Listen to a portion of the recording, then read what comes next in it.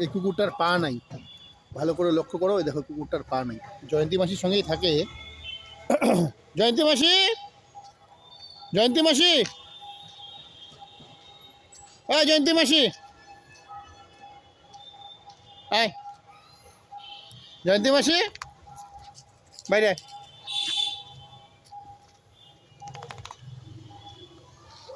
এই যে প্রকৃত পশুপ্রেমী আমাদের জয়ন্তী মাসি, তার সঙ্গে এখানটায় সবসময় থাকে 7 থেকে 8টা পশু।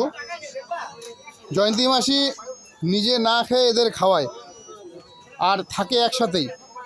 ছোট্ট একটা কুড়ে ঘর, জীর্ণ ঘর। এই জয়ন্তী মাসি, বললাম যে কয়টা আছে কুকুর এখন তোর সঙ্গে? কয়টা আছে? 5-6টা। এই যে তার মধ্যে এই একটা কুকুরের পা নেই।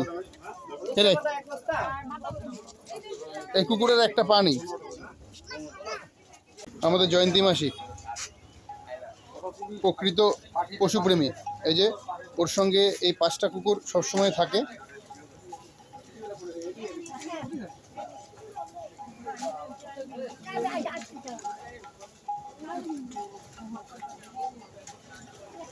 একদম জীর্ণ ভাঙা ঘর জয়ন্তী মাসি এটাতে আপাতত থাকছে।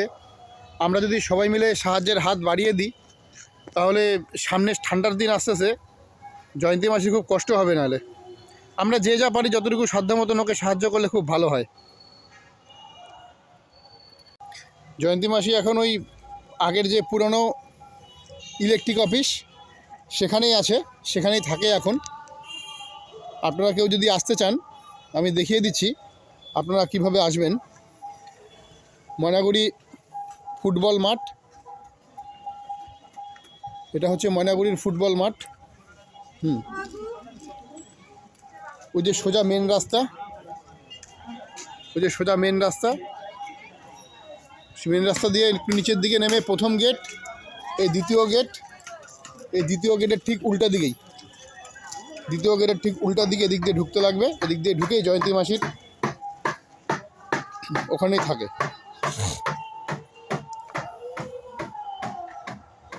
সে নিজে না খেয়ে এই কুকুরগুলোকে খাওয়ায়, আর থাকে এই ঘরটার মধ্যে একদম একসাথে। কুকুরগুলো সঙ্গে এই ঘরটার মধ্যেই থাকে সঙ্গে। ওই দেখেন কি অবস্থা, ঘরে ইঁদুর ঘোরাফেরা করছে।